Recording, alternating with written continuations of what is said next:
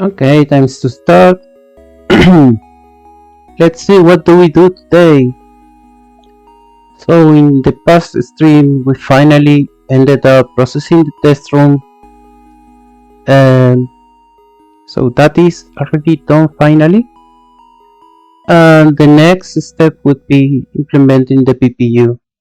So I got some interesting recommendations on the Discord for NES dev, saying that it is a better approach or much more reliable to use this test case instead of the ROM test. So it basically has tests for a lot of opcode and stuff.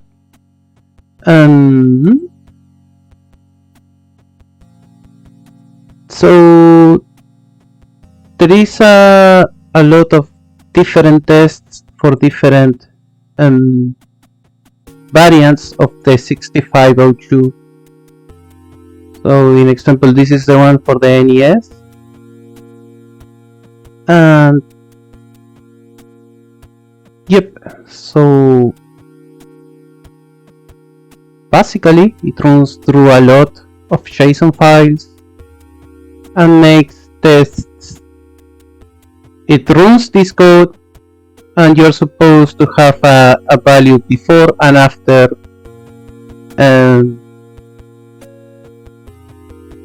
the execution of code.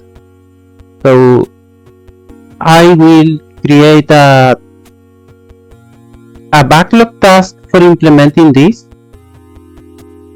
but not going to work on it just yet. I want to get the emulator running and doing the job as fast as possible. If I get a problem with a specific instruction, I will come to this and see a test that works for that instruction. It should not be that hard to find an instruction that is included in this main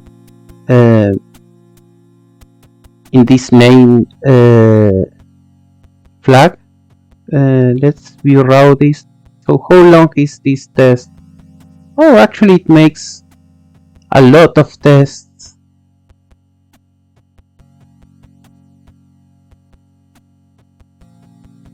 So it's cool, and it sounds quite fast to test. Oops, I closed it. Back. It doesn't look very hard to implement, so I will put this in the backlog, like this one probably. So create a test code that can process this. Let's use a name.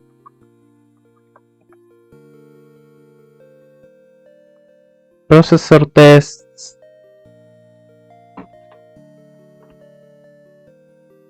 by Tom Harder. So let's make it an issue from it and put the link in the issue. It.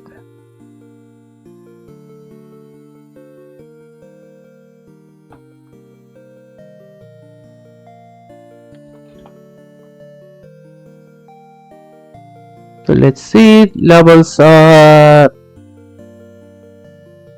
enhancement.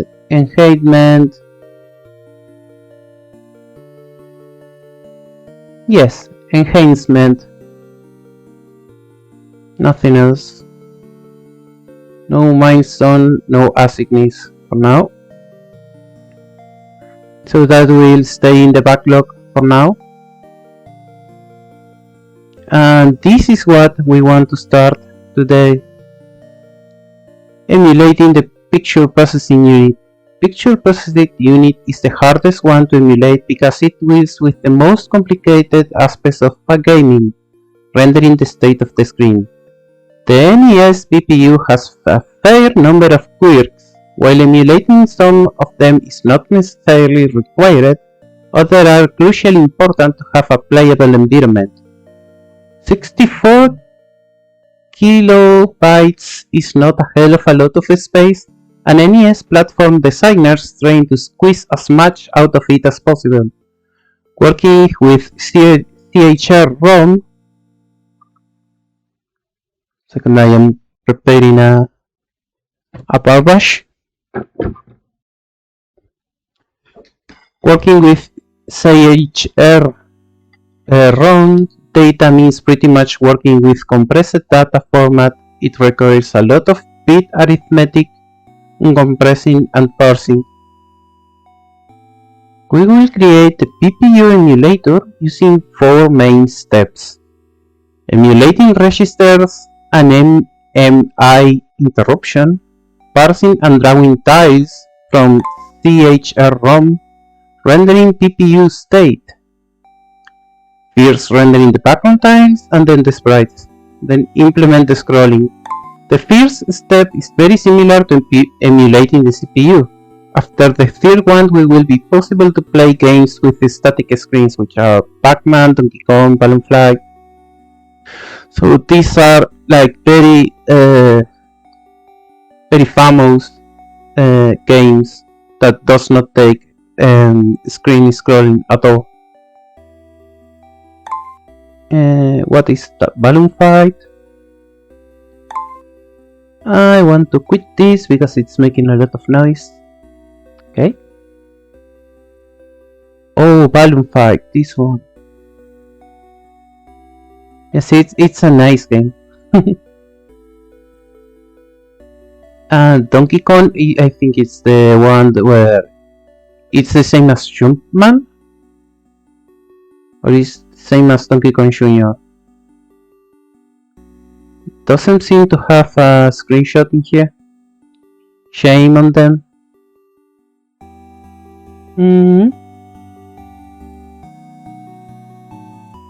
Yeah, it seems to be Jumpman. Yep, this is Jumpman game. It's actually called Donkey Kong, but it's more known because of Mario, which is represented by Jumpman. When we are done with the scroll, we could also play platformers such as Super Mario Bros., the classic of all times. So let's start moving forward to emulating the PPU registers. The PPU has its own memory map composed of PPU RAM, CHR-ROM, and address space mirrors. PPU exposes 8 input-output registers that are used by the CPU for communications. Those registers are mapped to...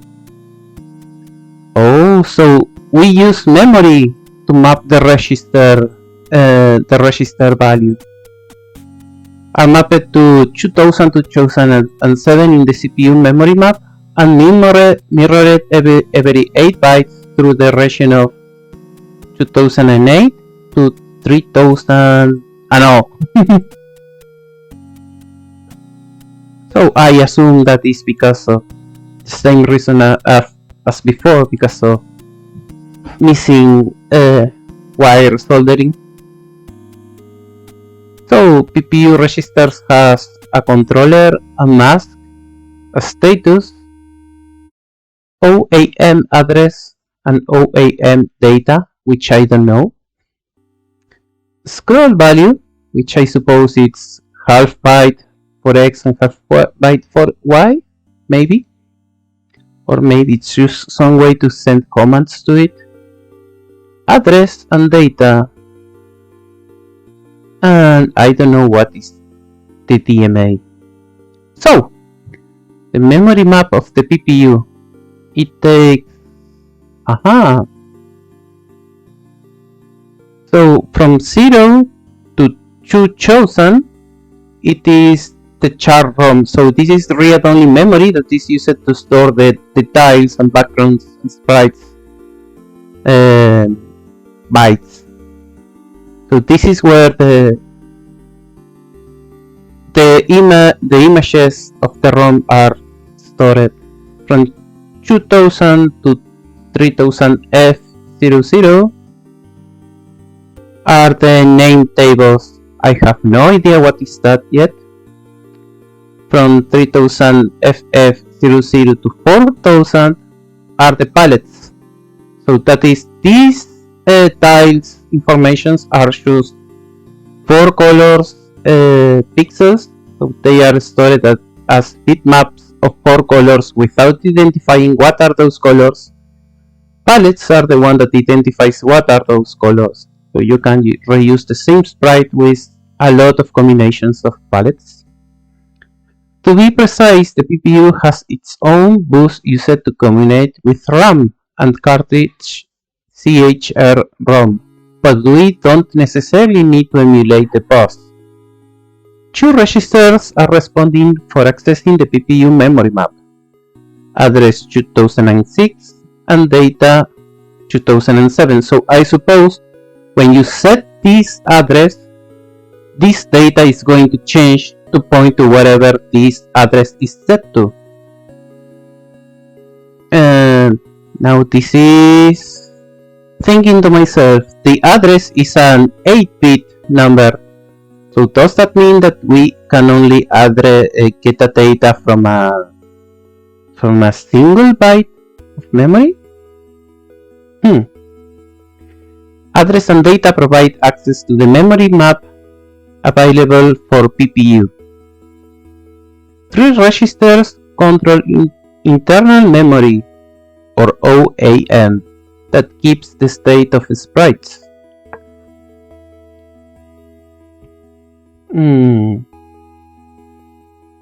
OAM address 2003, which is this one. OAM data 2004. And object OAM means object attribute memory. Okay, got it. The space responsible for sprites. And direct memory address 4040, which is located in this part in the mirrors, apparently, which are what is mentioned in here, I guess.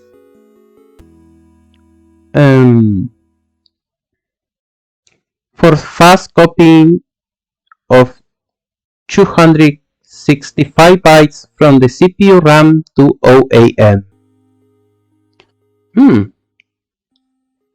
3 write-only registers are controlling PPU actions. Controller instructs the PPU on general logic flow, which memory table to use, if PPU should interrupt the CPU, etc. Mask instructs the PPU how to render sprites and background, and scroll instructs the PPU how to set a viewport. 1 read-only register used for report PPU status, that is 2002. The full spec of the registers can be found here. NES Dev Wiki. 2 communication channels exist between CPU and PPU. CPU is driving communications through I/O registers.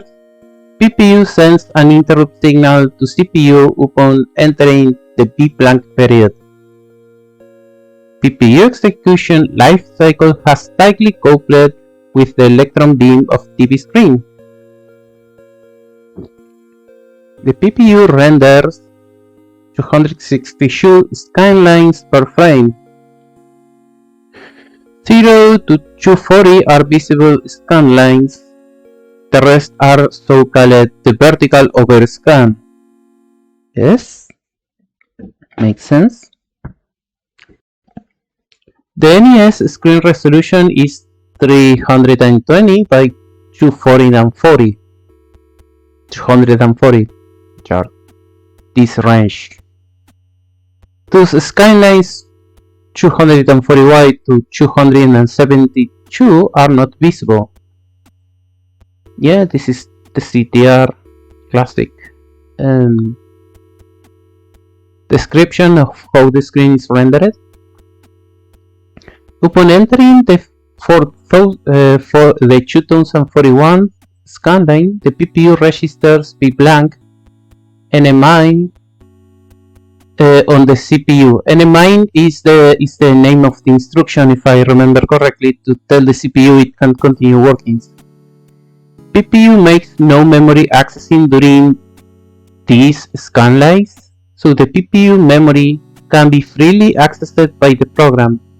The majority of games play itself to update the screen state only during this period, essentially preparing the view state for the next frame.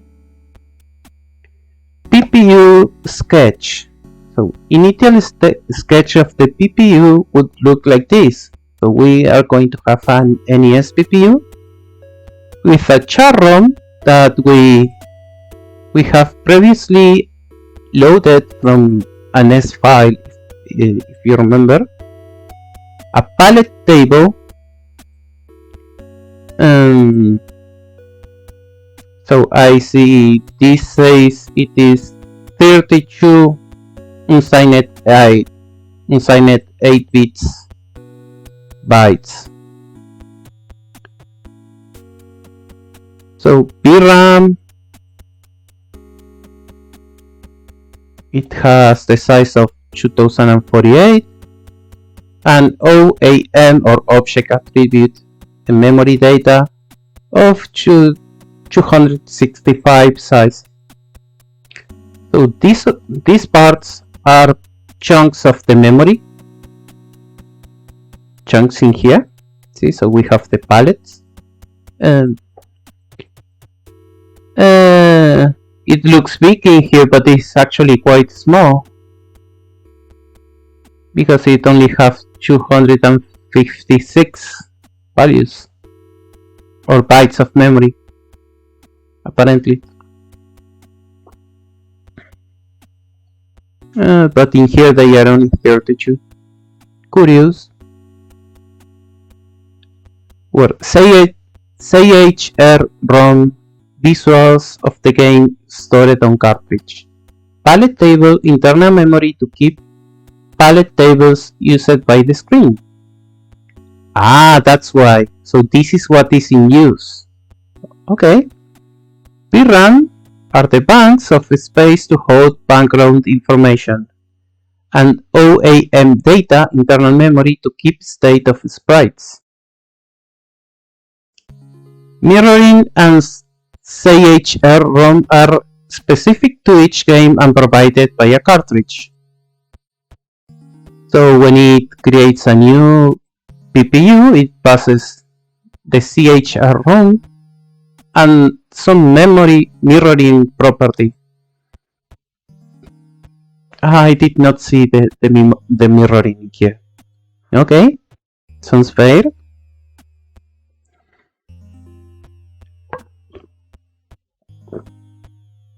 Emulating PPU memory access. Address and data register. So I think we are going to start with this first. Let's create a class for the PPU. So let's go to the NES and let's create the NES PPU script. NES PPU, and it's going to be a ref counted as always.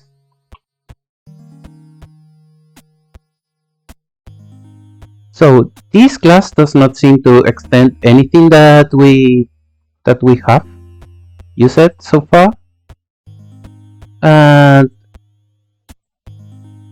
yes, let's give it a class name. So let's name it class name NES PPU. Is that a good name?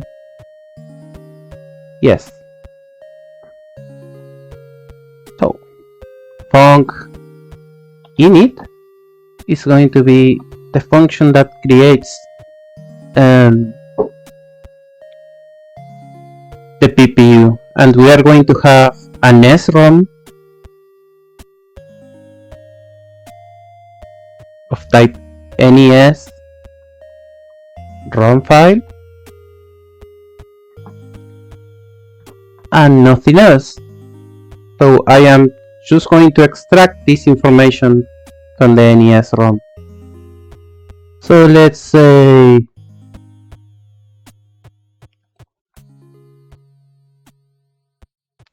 we're going to have a mirroring from the NES ROM, bar mirroring of type NES ROM mirroring. How is the num called? Yeah, it's mirroring.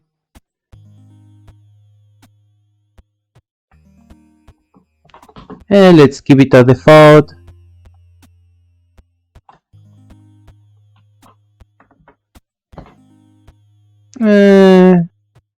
What was the default? Maybe horizontal, but it's going to be replaced anyway.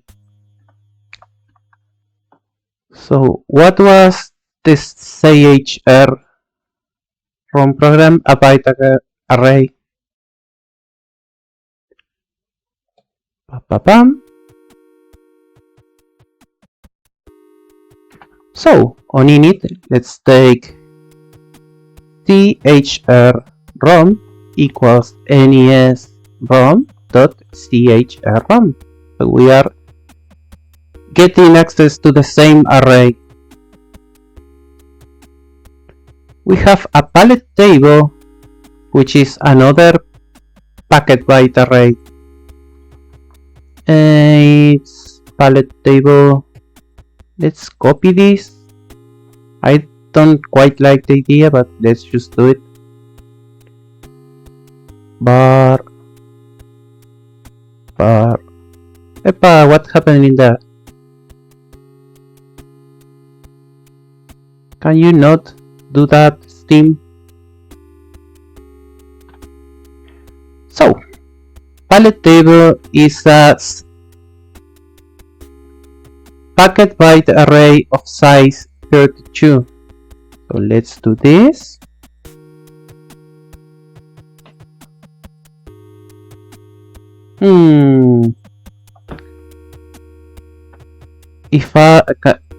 Is this a constructor passing a size? Nope, it's not. So let's just comment it.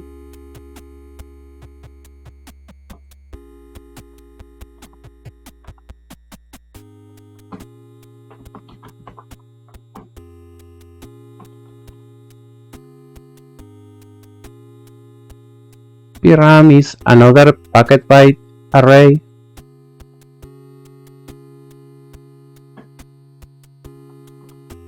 Size 248 bytes.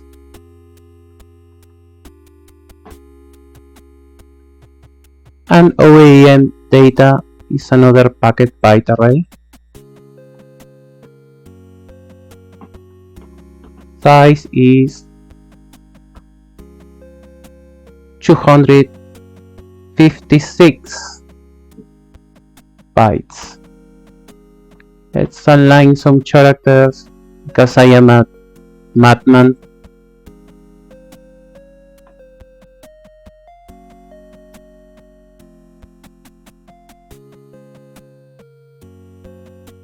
Okay. Blah blah blah.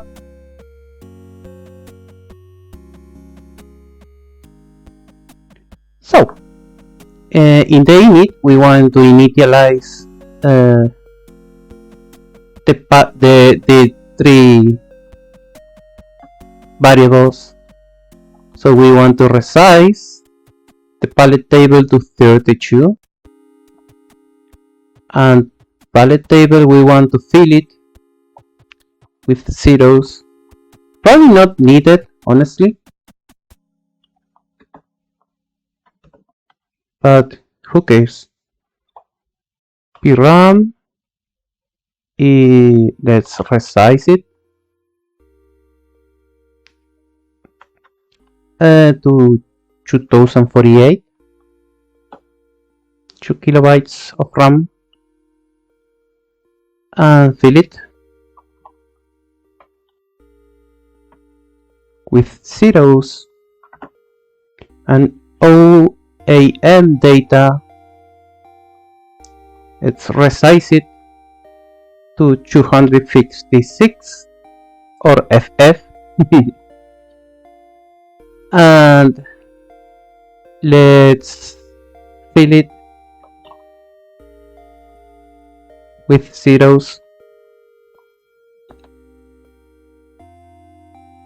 This was OAM data. I think filling it is not necessary.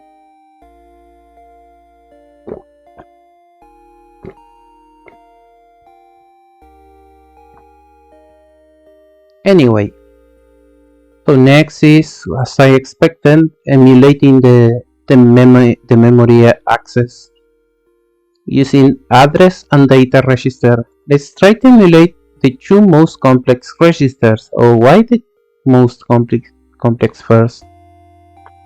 Why not set up the bus first?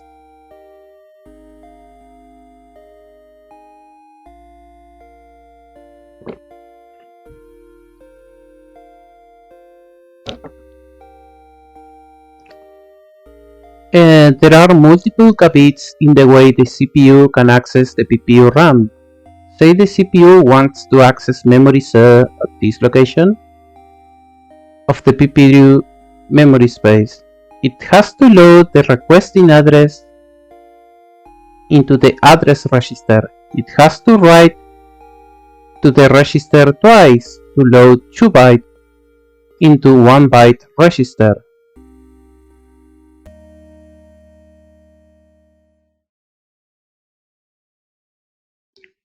Okay, let me try to understand that again.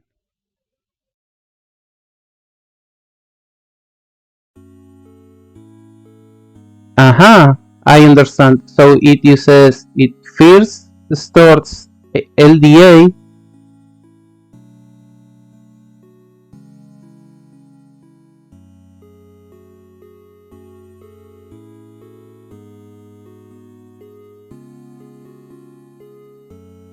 stores the most significant, then the less significant into the same address.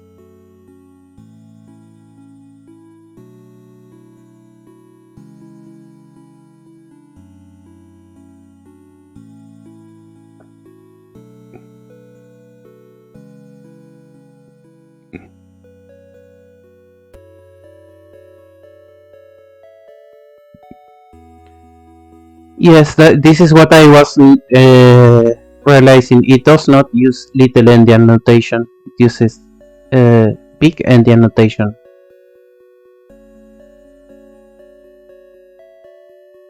Then the CPU can request data to load from the PPU data register 2007. Because CHR-ROM and RAM are considered external devices to the PPU can't return the value immediately. PPU has to fetch the data and keep it in an internal buffer. The first read from 2007 would return the content on this internal buffer filled during the previous load operation. From the CPU perspective, this is a dummy read. Well, yes, I understand. So we have to keep the last 2 bytes stored into this address. So whenever this memory is written to, we are going to pull that value and put it into a 2 bytes ring, for naming it some way.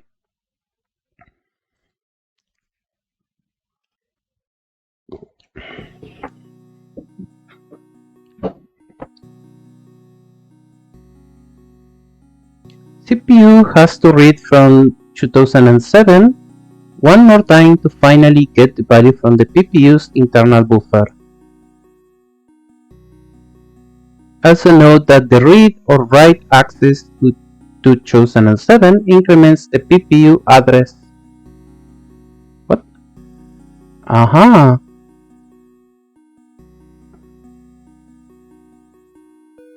The increment size is determined by the state of the control register 2000.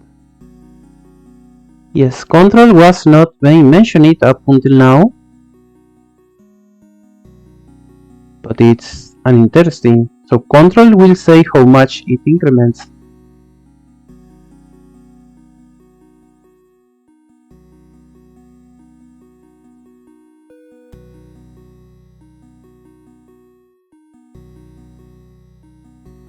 The sequence of requests can be illustrated on this diagram. So CPU is going to write to this memory the value 06, then going to write the value 00, then reads the value 2007, and it will return an internal buffer. Okay, so this is supposed to be async, I guess. At this point, it will read. So does this mean when this reads, this one will actually read and return? And then store data in internal buffer and increment address of the register.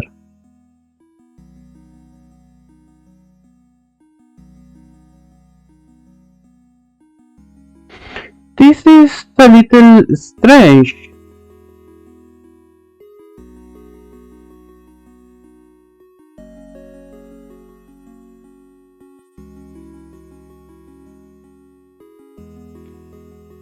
The buffered reading behavior is specific only to ROM and RAM. Reading payload data works differently. The payload data is placed immediately on the data bus, and hence no dummy read is required.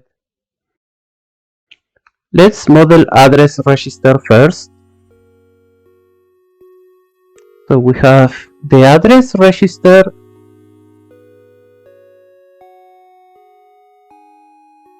It is a tuple of 2 bytes.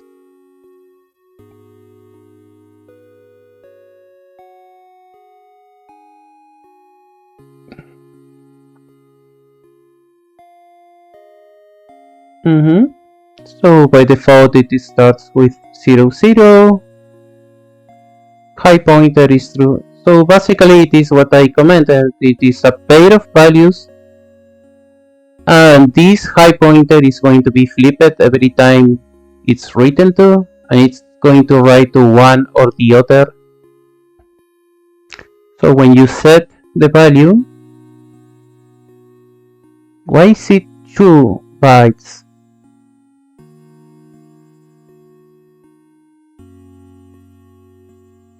I am a little confused.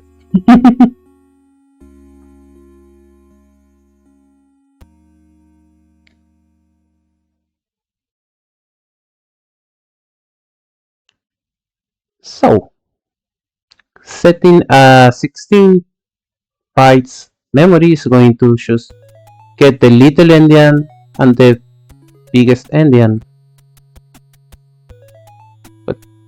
So 0 is having the most significant part, and in 1 the less significant part. Okay. Update. It is setting data. If high pointer, then it is going to set the value of 0. Otherwise, it's going to set value of 1. And high pointer is going to be flipped. So set and update are more or less the same, except one.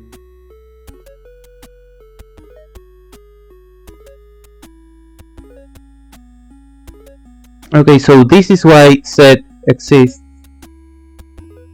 It is because set is a helper function for doing this math for the mirroring. That makes sense.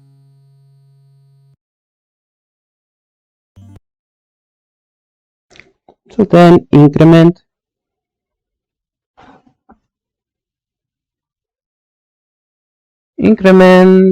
takes the low value is value 1.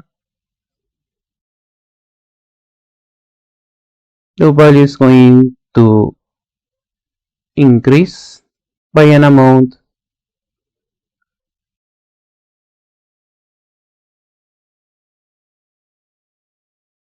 if it did an overflow.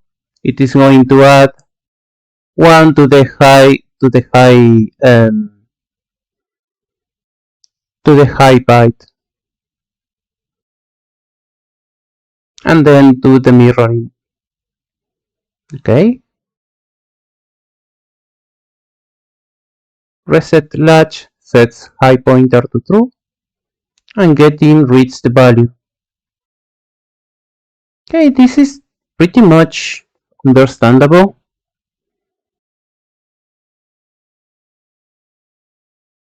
So I think we can implement it right away using the same structure.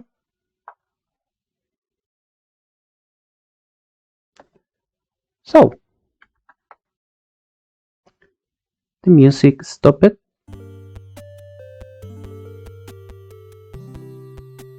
So let's pop out the script editor, and now we have a lot of space to work. So now we have this class address register, and we are going to have a var value of type packet byte array of size 2 that is equals to an empty array, sorry, not an empty array, a 2 bytes array initialized to 0, and a var high pointer boolean that is initialized to true.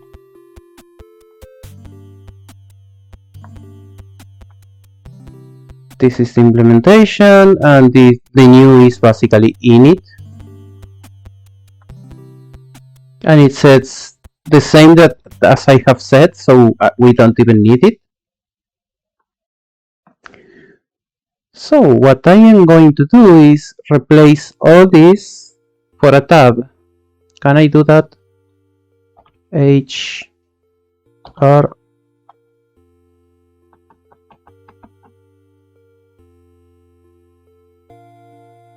Okay, I cannot use that, but if I save, yes, it changed some spaces to tabs.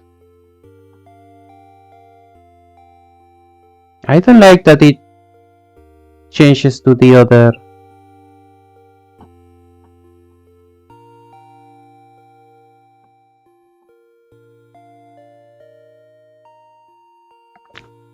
Let's change pubfn for func.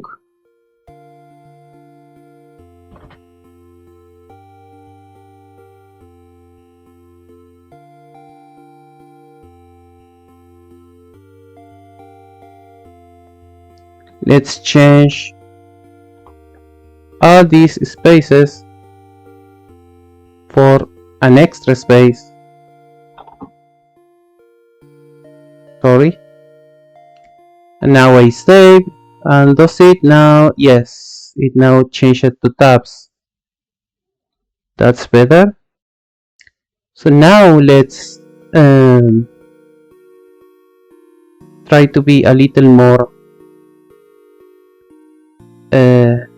descriptive.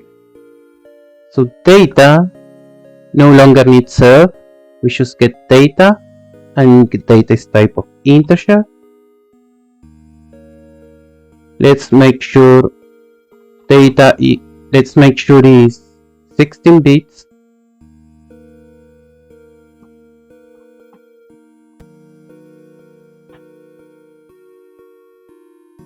Actually, let's make an assertion.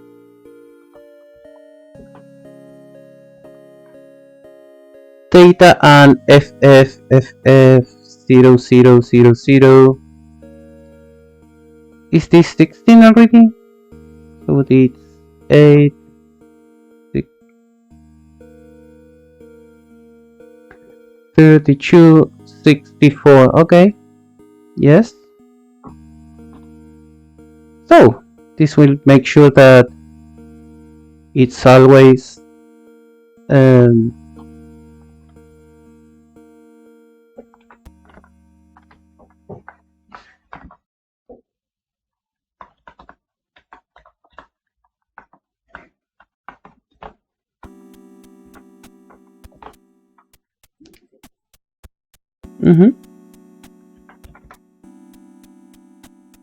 this will make sure there is no anything that is bigger than 16 bytes.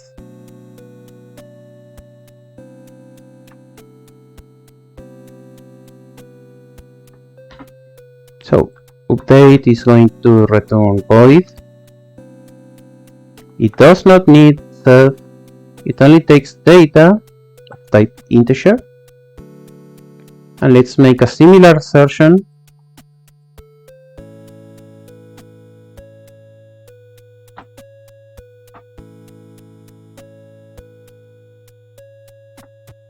I think we can take away all self references.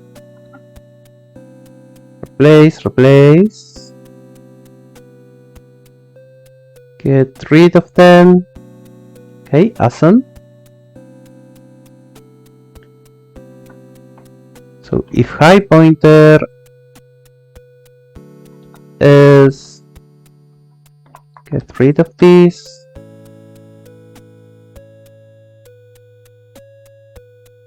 No need for the semicolons either. Let's just replace them all. So yes, dot zero is not a thing. So let's replace them all for square brackets 0. Same with 1. Okay. Get is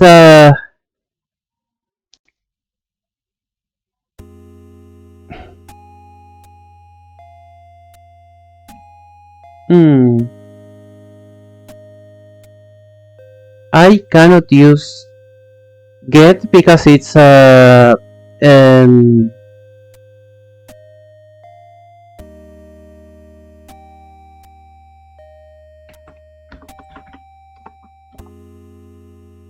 reserved function name. So let's see what happens when I try to do this. So there is no need for this, there is no need for this. I have to return here.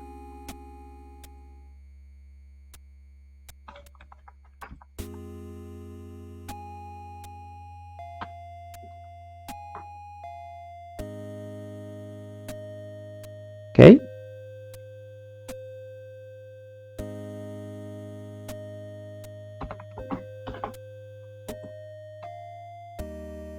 Same here. This is a comment.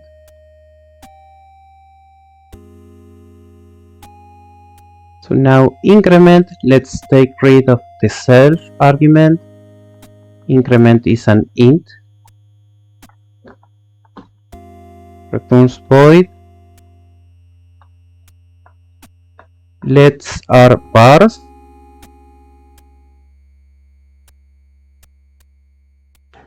These cases are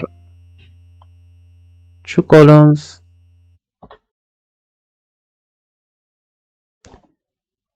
These curly braces should not exist.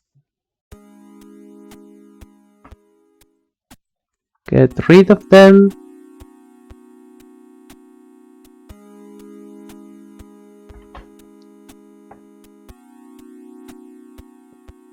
And this one does not need any argument and returns void. So and Kinda working up with the with the Rust code. So let's see what is going on here. So now the problem is that set and get are not good because they are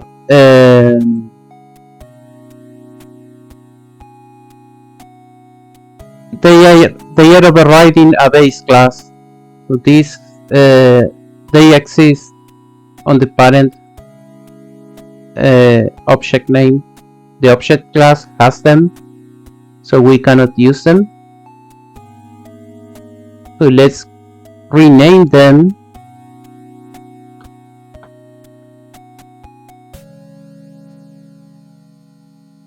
No, I did not want to do that. So let's name them to set address.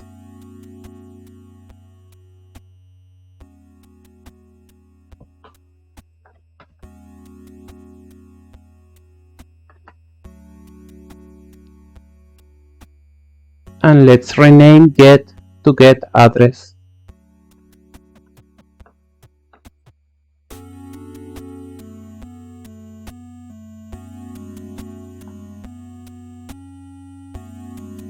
Okay, awesome. So now the only part that we're missing is wrapping add. So this is basically what we have to do. We are going to increment ink and if ink is bigger, oops, that was not the intention, is value 1 is bigger than XFF.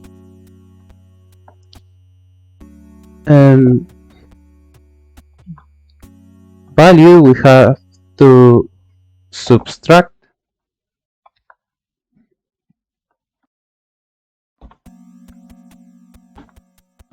OX100, that is going to do the wrapping,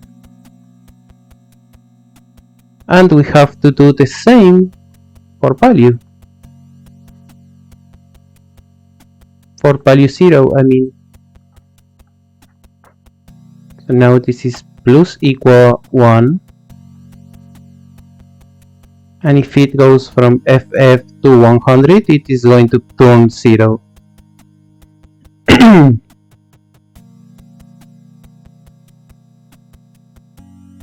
Then do the mirroring, and that's all for the address register. So I think we can just create a new address register.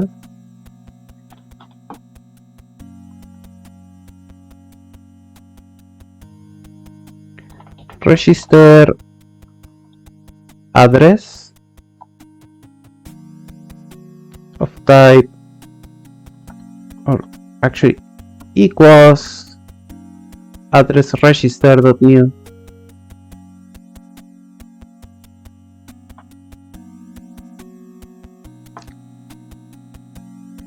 Awesome. So we have the address register set up as suggested by this tutorial. Oops. Now we need to expose the register to being readable. So yes, we added the address to the PPU. So to keep it as similar to as possible, let's just maintain the name. What if I do this? Okay, awesome. We should keep it minimized, so when I save it doesn't change the screen.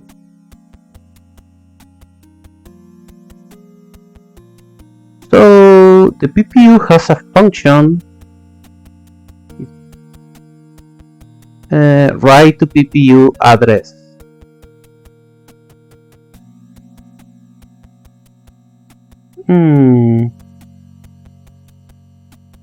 Self address date value.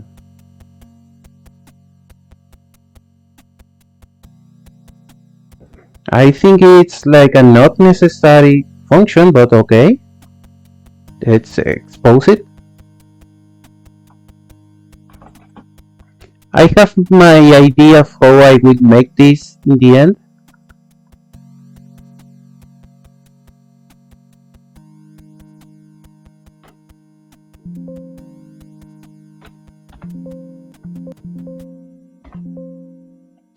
Why is it having trouble?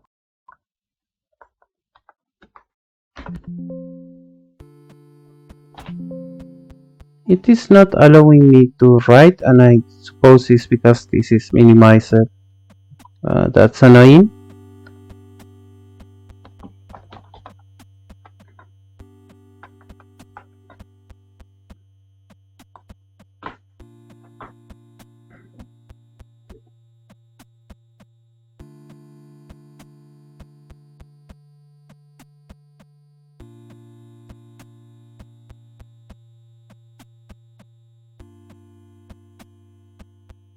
Okay, next is sketching out the controller register. Ah, so the control register are the flags register. Okay. So we can use the flags register class.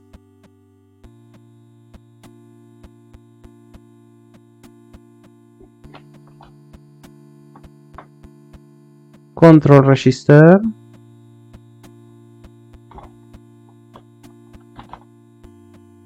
Extends CPU dot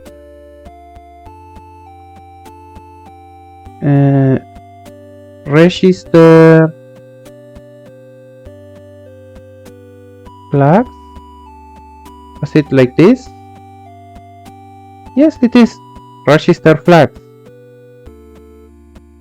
Value int, name, blah blah blah.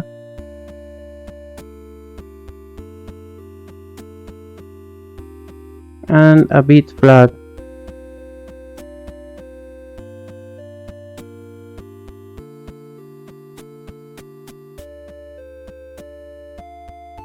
It requires a name. That's fine.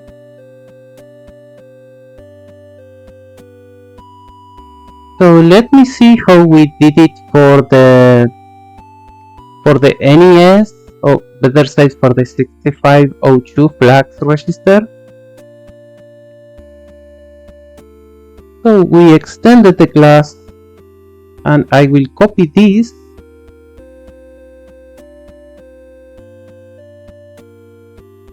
for the new class.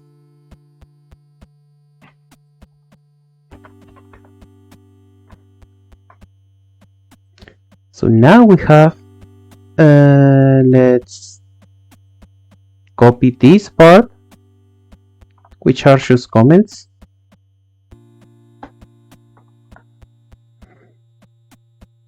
Let's replace all of this for an extra space. Now we can save and replace this for a cardinal comment. Okay, awesome. Actually, no, do not. So, address, increment, and n are name table address. So I don't like that they are called the same. So I suppose I am going to call them N0 and N2. Sorry, N1. The name is just N for both.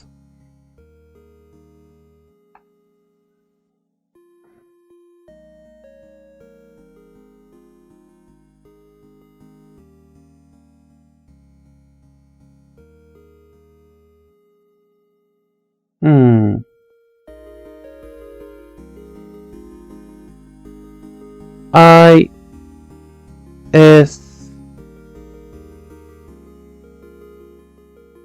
let's do it like this. S B H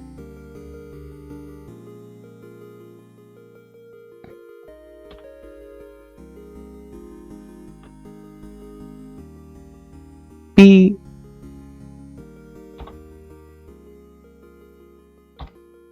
and B.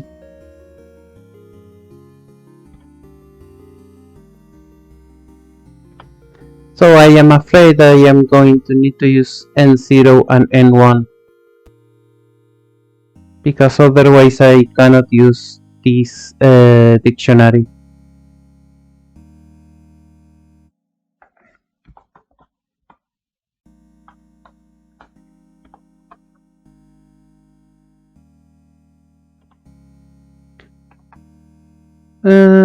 This is S, this is B, this is H,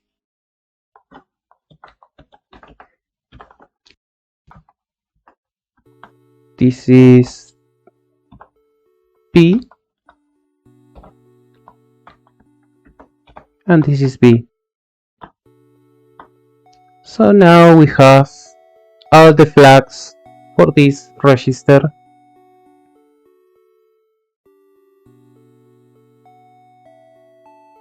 And is this an enum or what? I have the bit flags and I think I don't need it.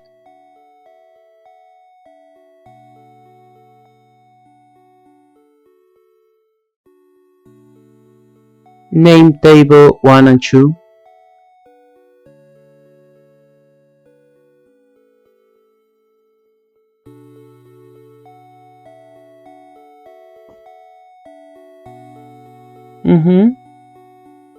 Okay, so this gives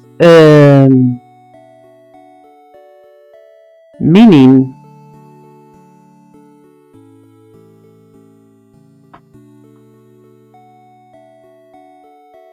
So it probably works as an enum, suppose.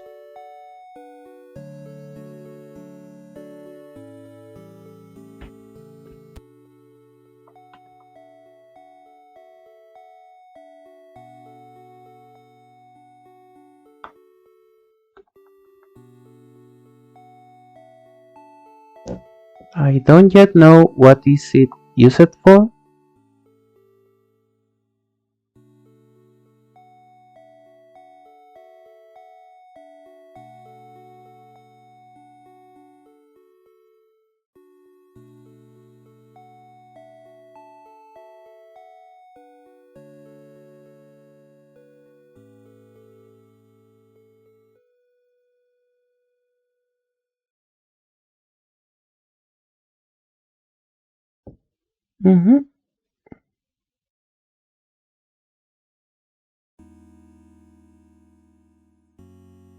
PRAM address increment.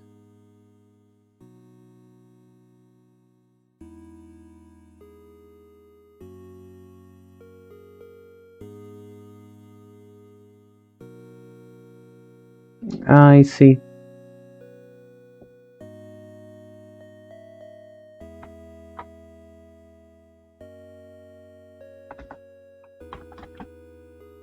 So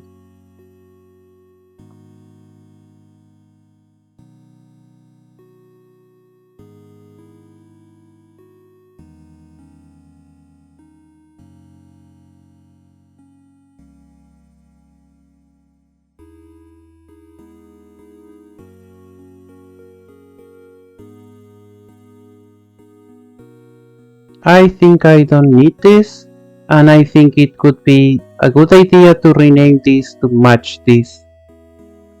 So this would be name table 1.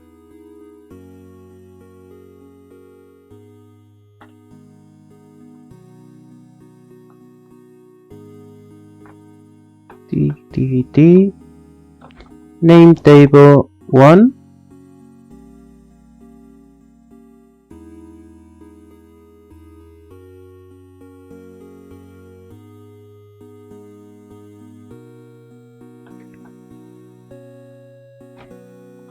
name table 2.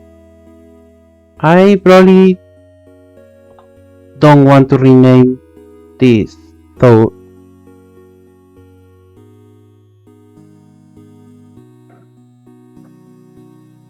So this is VRAM add increment.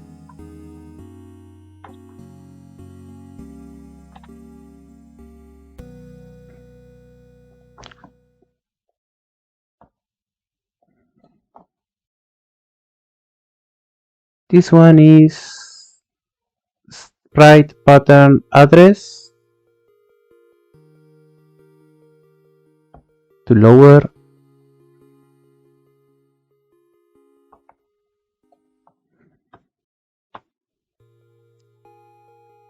This one is background pattern address.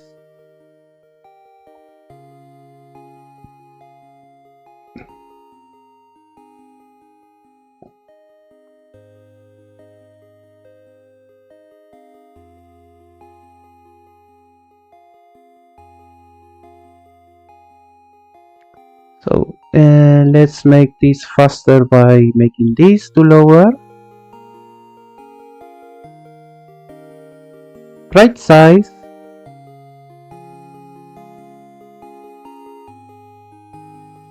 Oops. So H was for height. So why is this failing?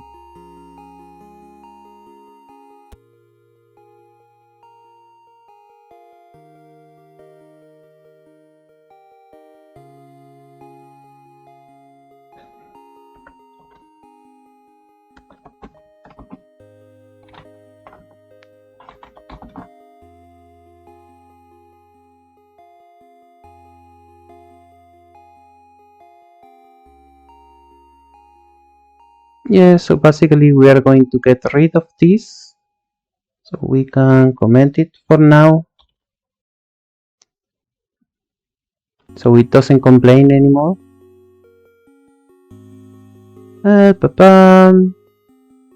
Right size is already there. 0 means 8 by 8, 1 means 8 by 16. Oh, so that's why the sprites are 8 by 16 on Dragons versus Rat. Or Rat versus Dragons. Master slave select is the P. Register.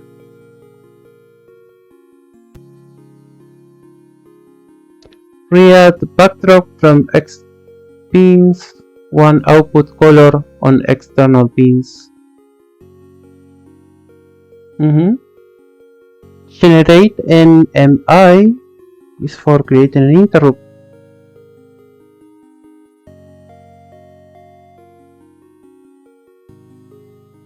Okay, so this is a flag to create the interrupt or not.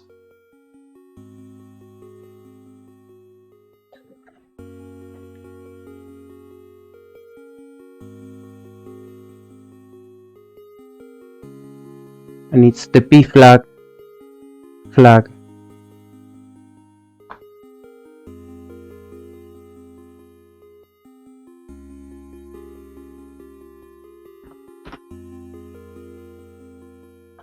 So VRAM address increment.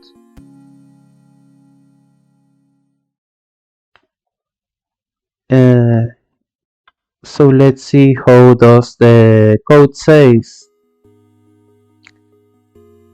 If the flag is set, it returns 32, otherwise returns 1. If VRAM address add increment dot value, return 32, otherwise return 1.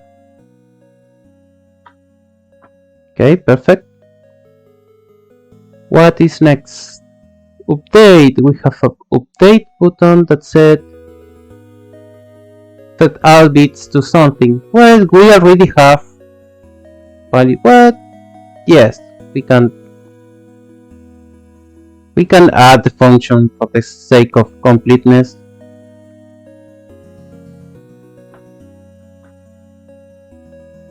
but we don't need it because we have the value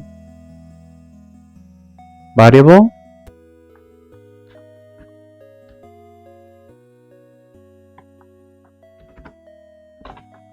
Int to value equals data. Value means the entire address.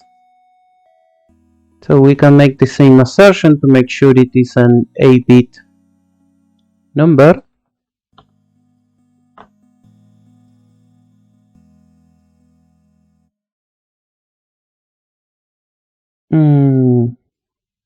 We can replace this by the same with expected an 8-bit number.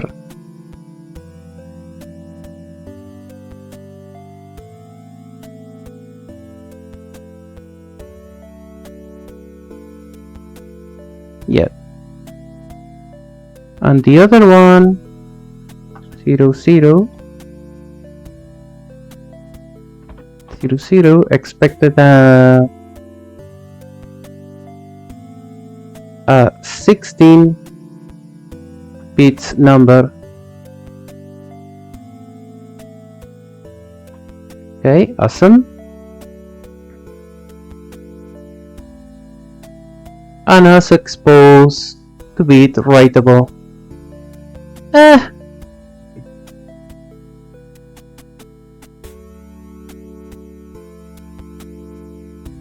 I suppose it can be done. Func write to control with the value of type int. Oh, and I never added it yet. Var control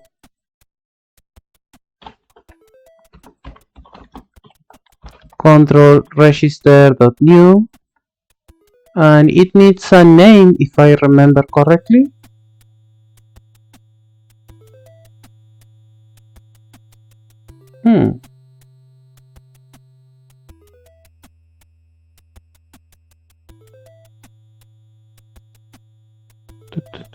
Register flags, let me see.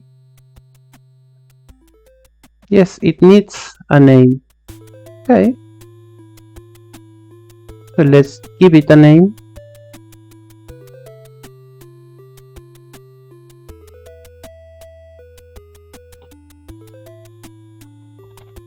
Control, and this one probably also needs a name. Address.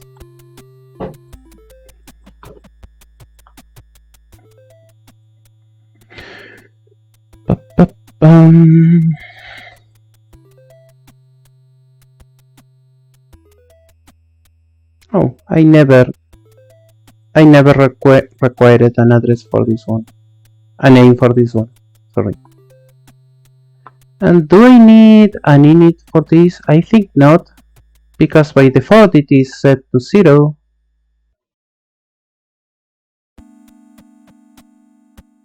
So write to control is update value.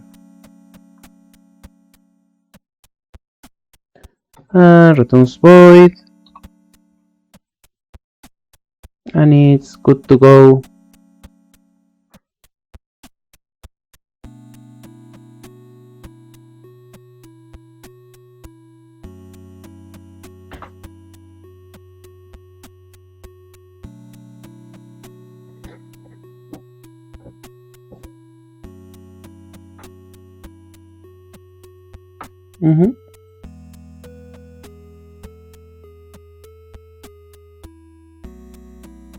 So let's rename this to get RAM address increment.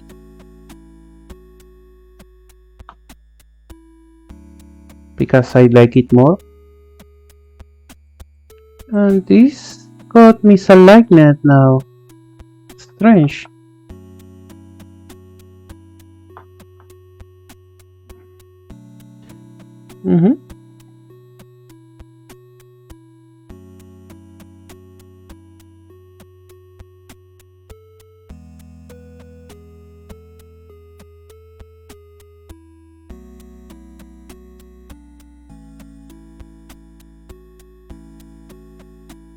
We can now try to implement reading the PPU memory.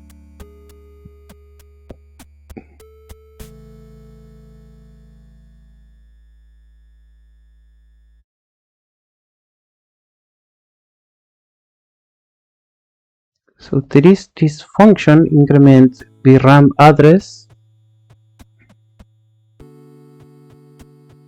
that calls the function increment by the value of get address increment. Okay, we can try to do that.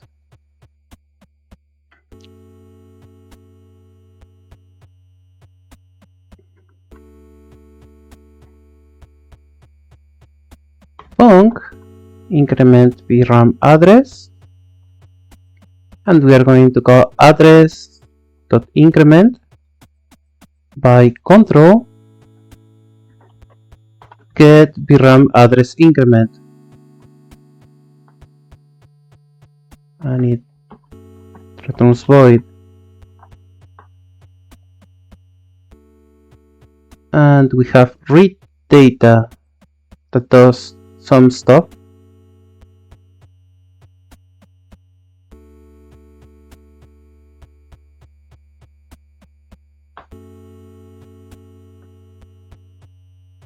Func read data and does not take any value and returns an integer.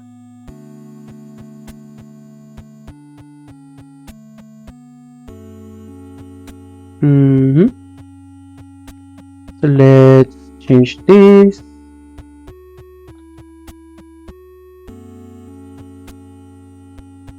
Get address. I don't like using self. Let's remove all the usages of self again.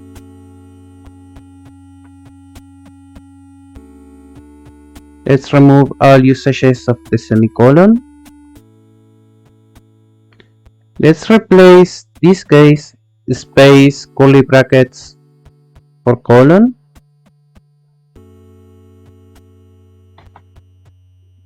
And let's remove the rest of the curly brackets.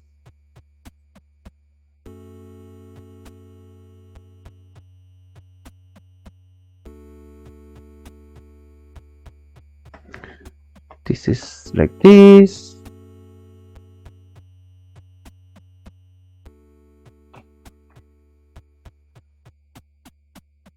And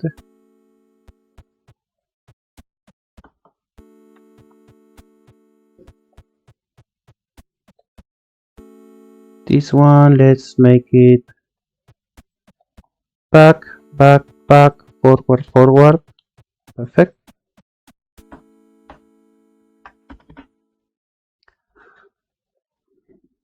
Get, yes, it's get address. Here it is.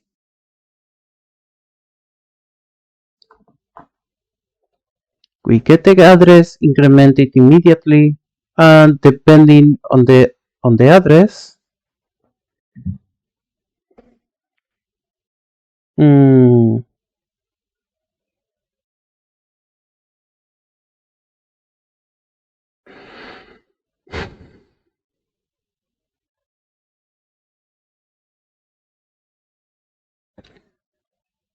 so if address bigger or equal to 0 and address less or equal to this number,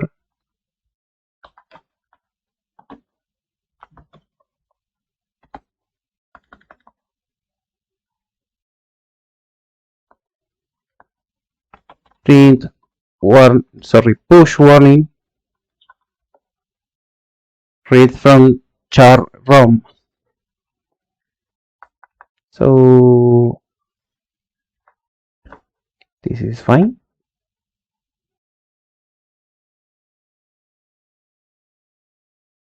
So what is the problem with this? Oh, we don't need the match anymore.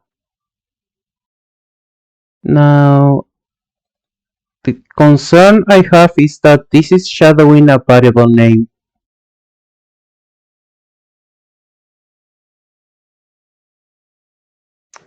Uh,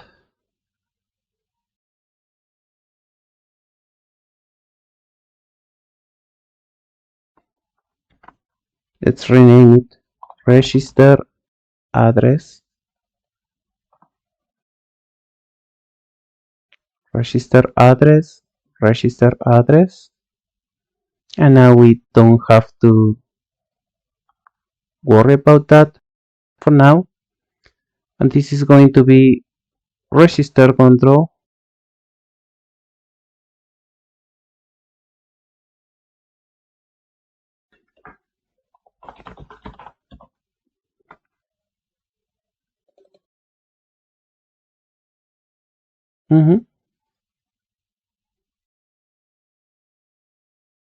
Okay.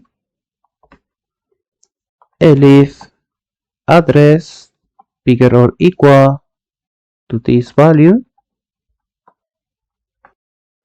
and address less than equal to this other value. Push warning read from RAM.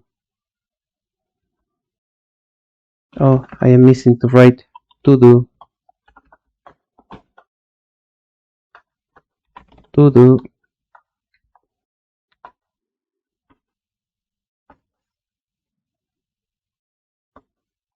Elif. So let's copy this line and replace values.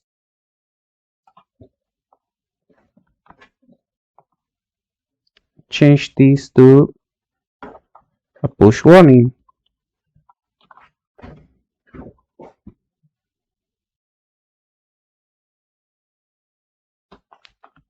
Was it a push?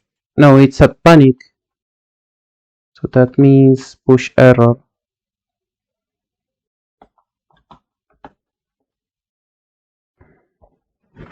It should probably be an assertion.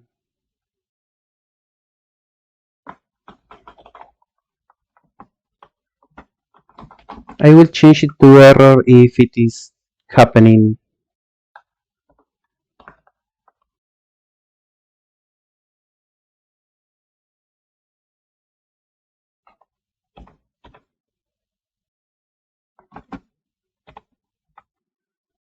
Okay.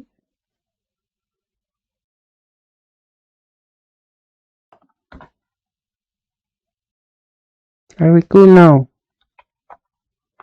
And if it goes from this to this,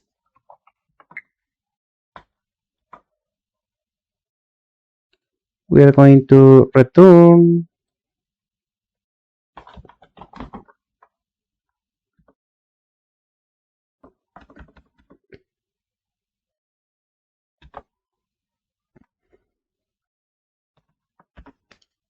the palette table and else assert false unexpected access to mirrored space.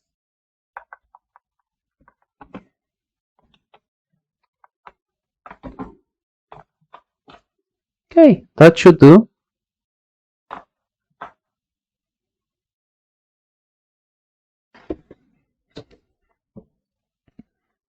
So now we have 0 to 2000 is CHR ROM, 2000 to 2000 and F, the RAM, 3000 to 3000 almost F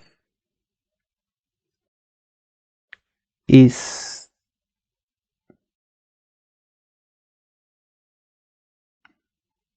invalid memory. And from this to this is the palette table. Okay, awesome. Will we finish this chapter today? I think not. Oh, it's a lot to go. Ba-ba-bum.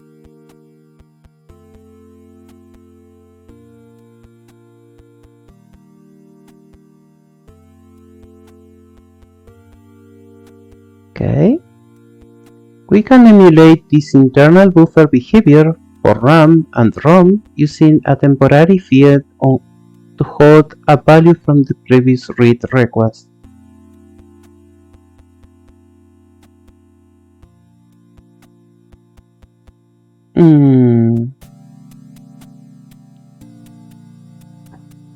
So in read data,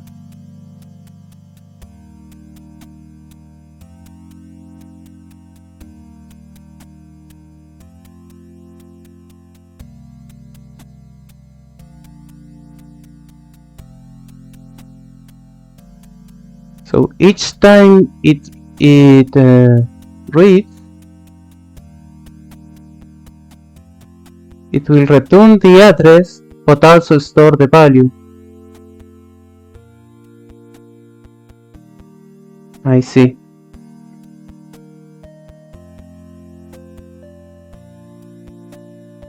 So we have the internal data buffer,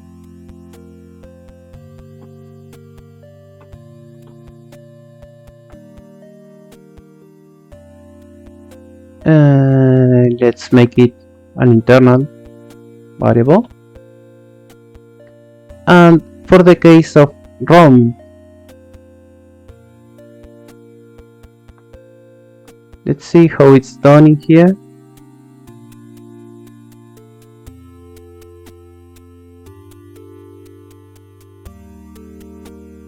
So first it makes a copy.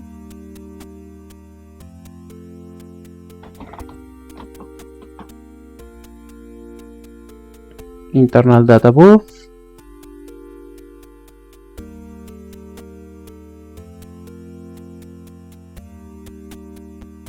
We'll update internal data buff. And then return the result. And no longer a to do in here. So what is the internal data buff? It is THR ROM from address.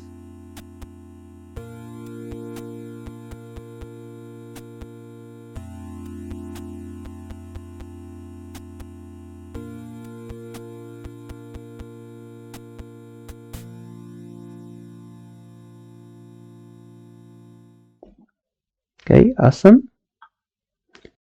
And the same happens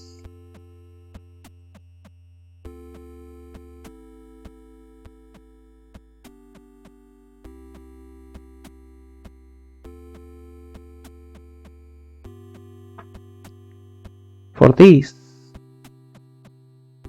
When accessing RAM, it is going to store the result and then return it, but it will update using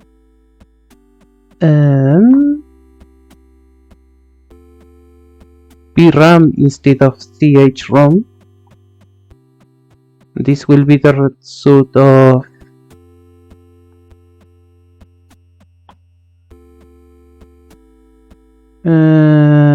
where is mirror?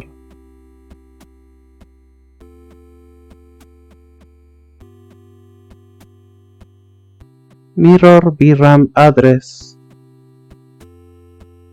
Did we have a mirror VRAM address before?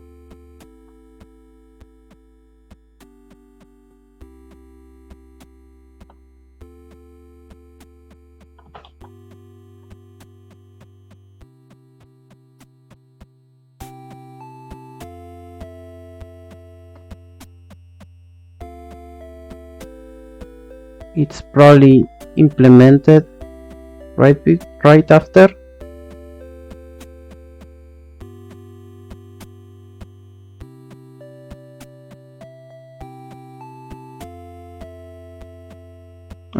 So that function is yet to be implemented.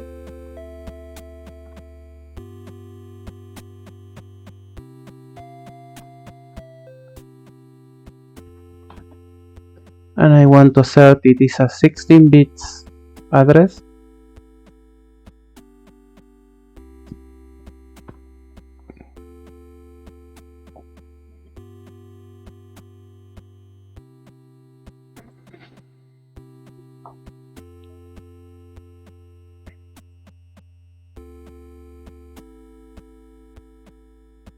VRAM mirroring is tightly coupled with the way NES implements scrolling of the viewport. We would spend enough time discussing this in the chapter about the scroll. For now, we can just code the mirroring behavior. NES using 1 KB of VRAM to represent a single screen state. Having 2 KB of RAM on boards means the NES can keep a state of 2 screens. On the PPU, memory map the range. What was that? Hey, nana banana nana. So, Moodbound, thank you very much for that ride. So I see you brought everyone in.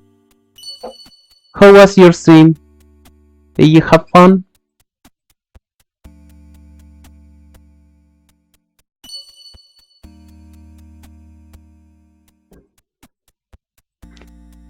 How goes emulating? Yeah, so I am having fun. We are finally on the PPU. That means we are doing stuff for rendering finally. Starting this chapter to get these things being drawn on the screen. And we are doing the memory management for the initial setup all at once in this first chapter.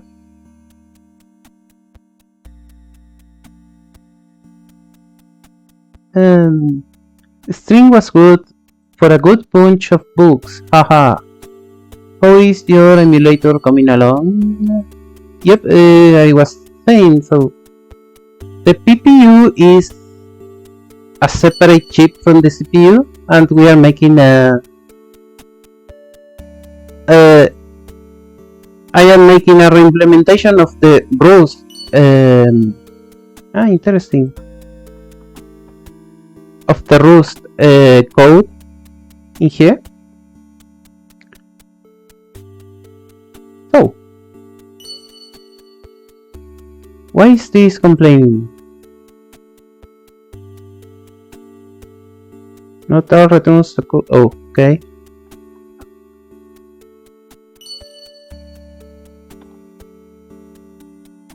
Because of this, I guess.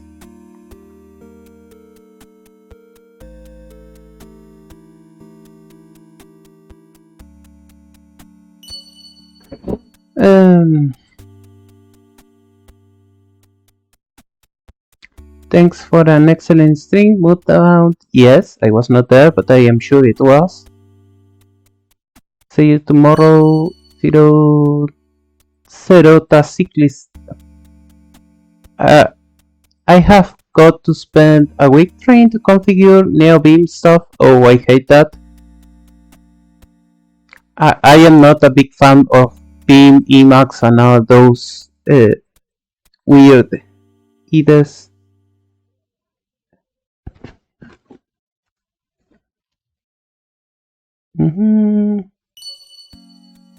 Oh, you are also a fan of Ghibli? What movie do you like, or what are your favorites? I love Ghibli. Hey, Tapir is here as well. Nice to see you, Tapir.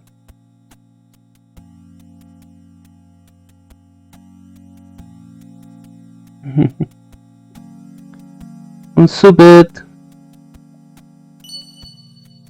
Host mobile castle. Yeah, I like it, that one a lot, honestly.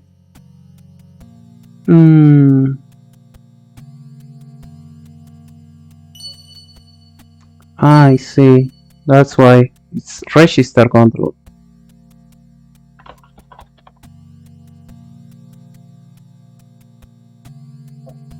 Is this Godot 4? Yes, it's Godot 4.1.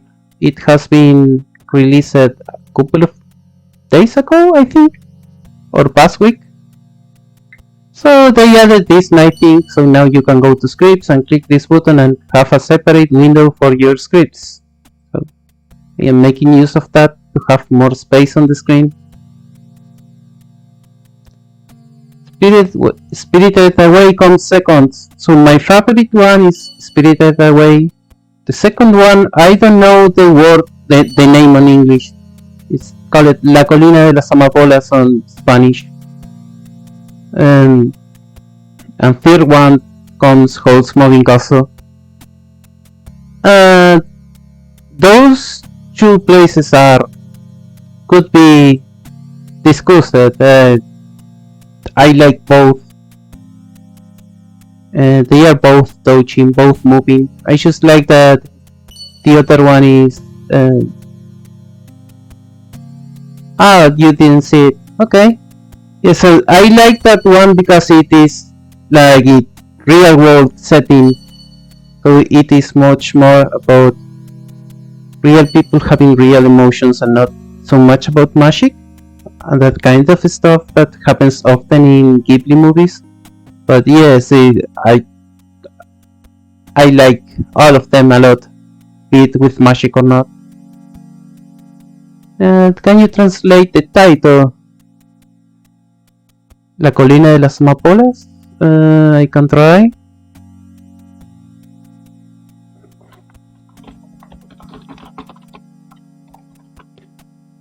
Poppy Hill, but I don't think it's called Poppy Hill in English. So what if I search it? Oh! From Up on Poppy Hill is the name of the movie on English. So it's The Wind Rises? No, that's another one.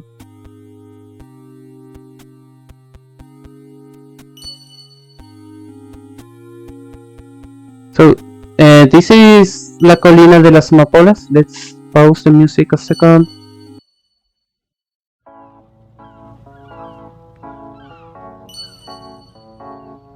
In some places, you can tell what time of year it is by which flowers are in bloom. In Yokohama, it's which boats you see passing through the harbor. We have a great view of the boats from my house on Poppy Hill. So you have never watched a Ghibli movie. That only means you have a huge lot of Ghibli movies that you can watch right now. Umi, I know how much you miss your father. I hope you find someone. Then maybe you won't need to raise those flags anymore. Umi, come see this! What is it? Oh! Looks like someone's getting your messages! I love this movie, so chill. Slow paced. Umi? Umi? Dad, is that you?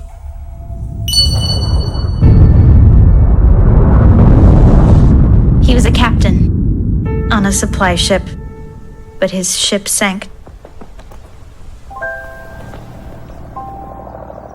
What's this? That's a boat I often see passing by. This might sound crazy, but I think it's answering your flags. Answering my flags? Spirited Away is very recognized all over the world for being the first movie, the first non-Pixar movie on winning the Oscar of the animation best animated movie. Hang on!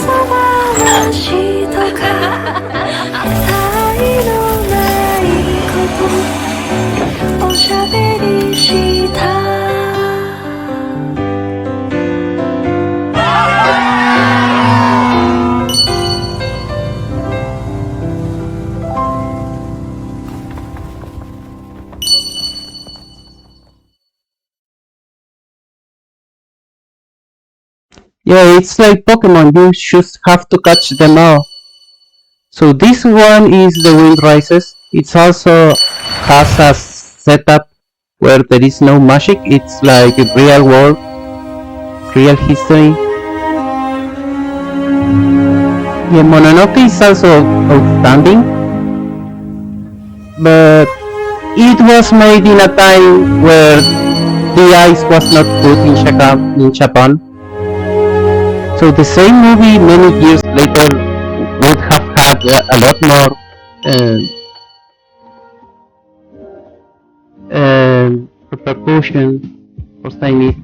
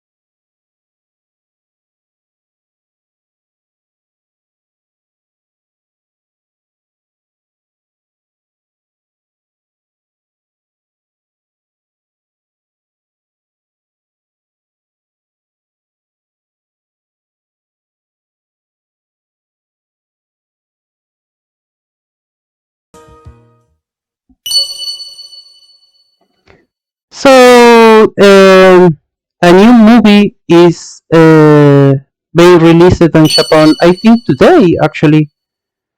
It was this week. I'm not sure when, but I think it was today. And Ghibli Studio made absolutely no marketing for it. So the idea was they wanted the people to go there and find an experience, because trailers usually burns out the hype, and you get to know a lot of the movie but just by getting 2 or 3 um, trailers. So to avoid that and to give something to be hyped about, the only thing they give was the hand painted watercolors poster. How was it named, by the way? How You Live is the name of the new movie. How Do You Live? Is this the poster? I don't know, maybe.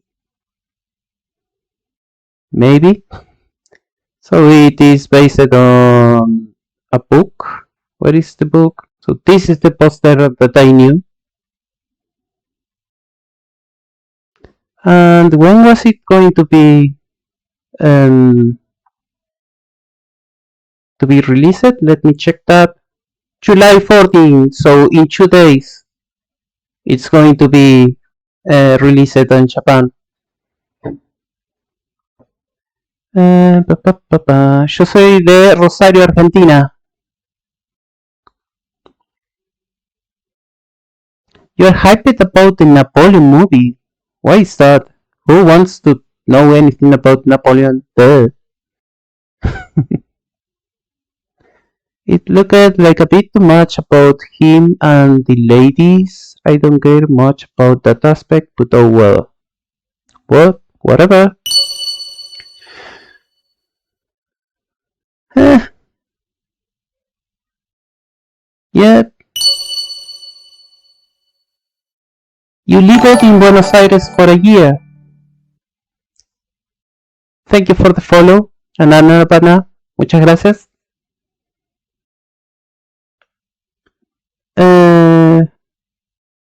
Chévere, that makes me think you are from Chile. Sos de Chile.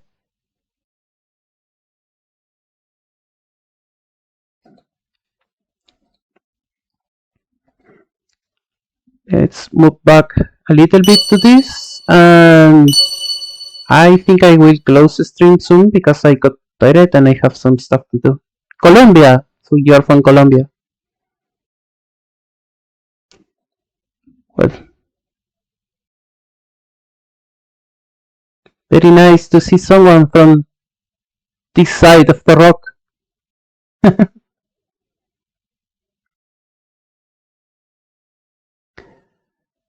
So where was we?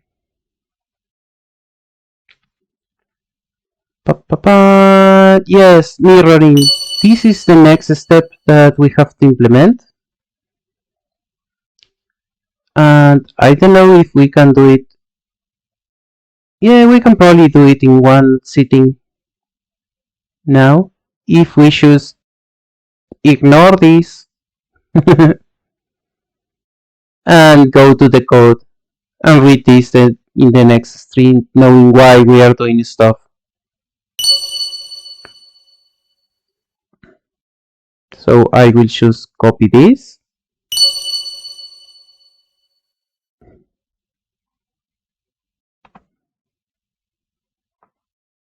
And paste it here. And try to make something understandable from it.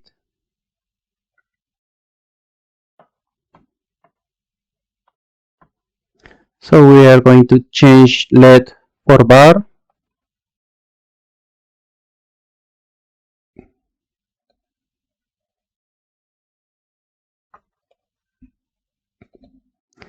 So address is named in address now. These symbols are comments, so we'll replace them by cardinals. We don't need semicolons in GdScript, so goodbye.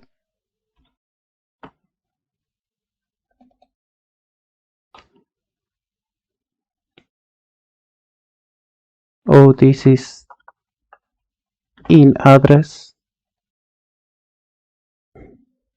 The other side. Mirrored RAM is going to use a bit mask, removing this bit from the address. The RAM index is going to be that value minus 2000. And name table is going to be this value divided by 4000 hex values. Pick why? Just because. So I am going to match an array of mirroring and name table.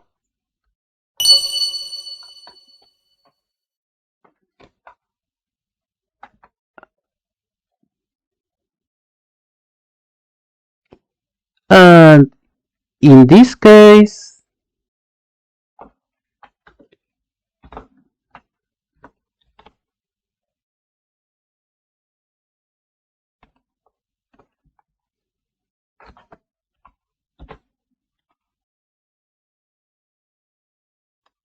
this should be a comma, this should be a square brackets, this should be another square brackets, this should be colon, return. So I want to replace this by this. Oh, it does not include the new line. Okay.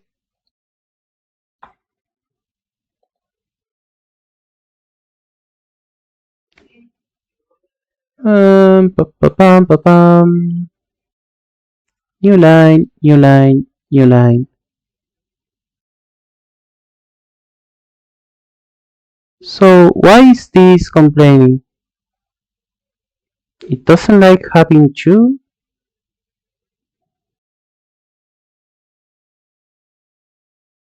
$64.19. Oh, I see. So this is supposed to be changed by a dot. So replace dot. Get away with it. And also mirroring is not defined because we need NES ROM mirroring. 1, 2, 3, 4, 5. NES mirroring. Okay, awesome.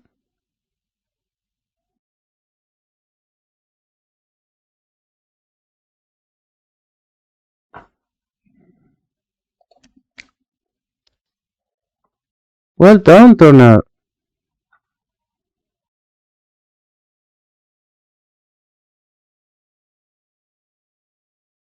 Okay, it doesn't like this, so let's just do this.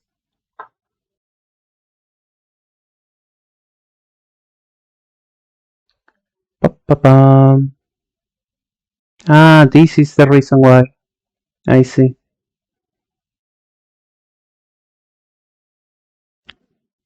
Okay. And connecting the PPU to the bus.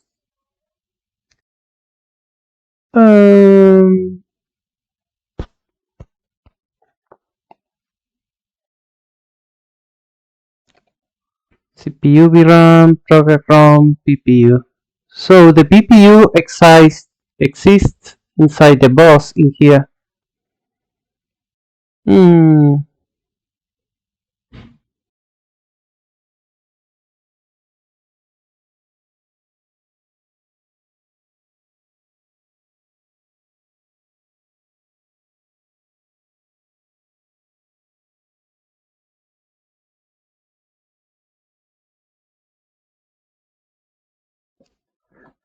So kind of yes. So I don't quite like the idea of having. Mhm. Okay, you know what? I am just ending for today. I have some stuff to do. I was just being called on that. So I will leave this last part for the next stream. Um, thank you very much for watching, and see you next stream if you like to come. We have done just a little of progress today, but not that bad.